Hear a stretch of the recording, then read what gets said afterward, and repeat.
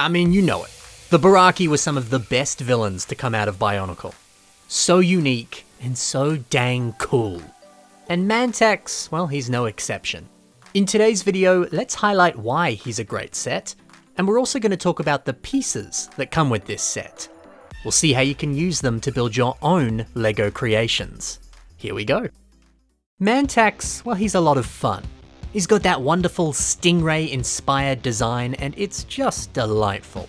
He does have a more, I guess, modest weapon compared to some of his other Barraki comrades, but it does still maintain a brilliant and menacing look. I like it. The same can be said for his face. It's not every day that you get an elongated mask like this that flows so far backwards. I'm glad the set designers really took advantage of this underwater context that these characters are inhabiting. Doing so allows them to come up with some really crazy looking faces, like this one. It's cool. I also really enjoy the construction of Mantax's torso. Let me take off a few of these pieces and you can see how it's built. So up top is a fairly standard Bionicle torso. You see this piece all the time in other sets. But normally it's placed in a more upright position, kind of like you see on, say, Toa Nuparu. You can see that piece right here placed behind some of this armor plating on the front. So yeah, it's quite exciting to see this being placed on its side instead. That's a little different. It's then using this element right here that's got a bit of a funky curve to it, and it helps link that torso into the waist. You might recognize this piece actually. This is the exact same piece that comes on all of the Barraki sets. It's used within the torso construction. You can see it right here. You know, I think that's a very nice use of this piece, and it's great to see it returning. So look, this is all relatively simple, but it's such an elegant construction that gives it such a exotic and different torso design. And plus, it's a design that leaves all sorts of space for you to add some shoulder armor in and customize it even more. You can even add a tail on the back. Dude, this rocks. You could easily go on lego.com, download the instructions for this set and build it one-to-one yourself, and use this torso design here as a frame for your next creation. That honestly would be really cool. If you use this as a basis, you could build all sorts of good stuff. You know, yeah, I think there's a lot to love about this guy. But the thing I love the most has to be his pieces. There's some great stuff included here.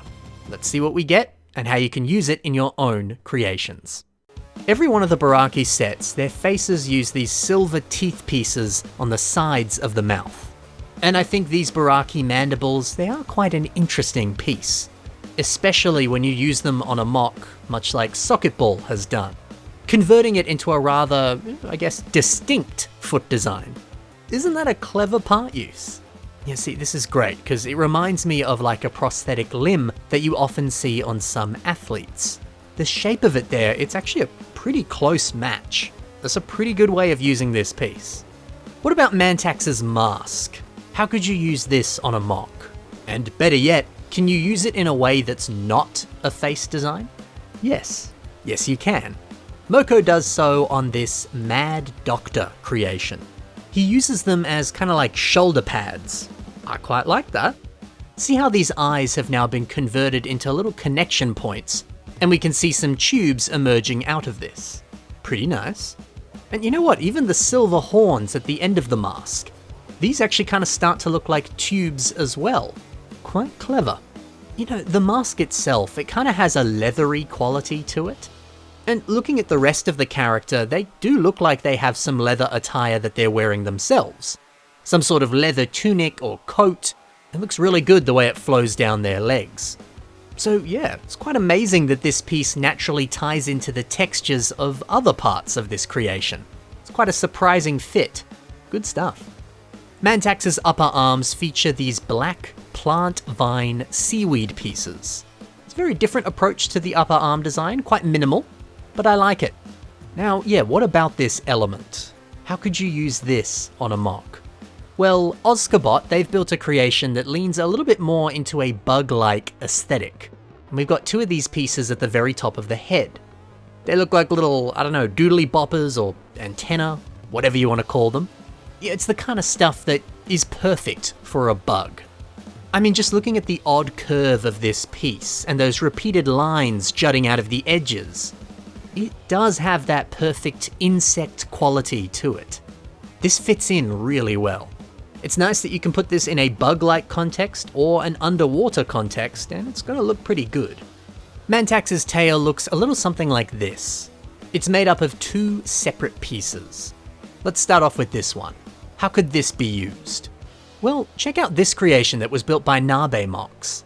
We got to zoom in a little bit on the torso, and when we do, you can see heaps of these forming that torso.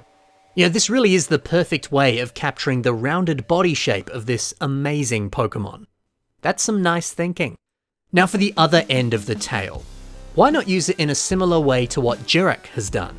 They use a bunch of them here to create these little tendrils of darkness that are just emanating out of this character. It's a small and quite simple addition, but it goes a long way. It's just enough to make them look really evil. How good is that? Maybe you could do the exact same thing. And let's finish off here with Mantax's marbled shoulder armor. This really is such a nice piece, and it's great to get it in these 2 beautiful colors. Hong Junyon has made an amazing samurai that gets 2 of these pieces and puts them on the torso. Yeah, the way that they kind of neatly hug the sides of the chest, it provides this nice muscular and buff appearance. Hey, maybe you could use these pieces in a very similar way. Allow these parts to be the foundation of your next torso design. That honestly could look quite amazing. What a good idea. Alrighty, there's some inspiration for how you can use Mantax's parts. Now, why don't we check out 2 exciting revamps of Mantax. Tony A has done a fantastic job here of making Mantax bigger and better. Now, remember, in the Bionicle storyline, the Barraki, they are warlords, and they're some powerful people. And looking at this MOC, they give off more of an essence of being a mighty warlord. They look more like someone you don't want to mess with. So I appreciate that this revamp kind of lives up to the legacy of this character. Good idea to give him 3 claws on his hand weapon instead of the original 2 that we see on the set. That slight change, it actually does quite a lot. And I think it looks way better. This updated blaster on the other arm is also fantastic. It's no longer a squid launcher, instead it seems to be some kind of, I don't know, plasma rifle. But it's nice.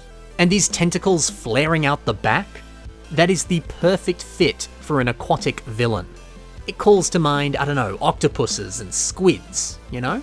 I like it. I also like seeing a lot more silver in this color scheme. It complements the shoulder armor and the headpiece quite nicely. It just works. Dude, how good is this MOC? And how good is this next one as well? This is a little bit more of a different approach. At first I actually thought it was a zombie Mantax, but no, this is just Zakar Ion's own take on the character, and I love it.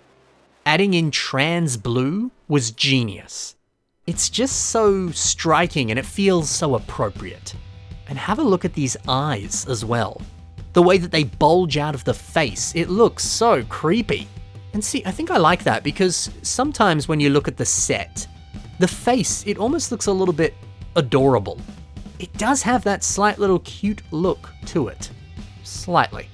But simply adjusting the eyes like this, well, now they look really scary. I also like the addition of a lot more spikes and some wires as well. Dude, this is really well done. I gotta say, I quite like this. And there you have it. With that, I've now reviewed every single one of the Barraki Bionicle sets. Isn't that exciting? So if you want to watch every single one of those reviews and catch up on the ones you missed, stay tuned to the very end of the video.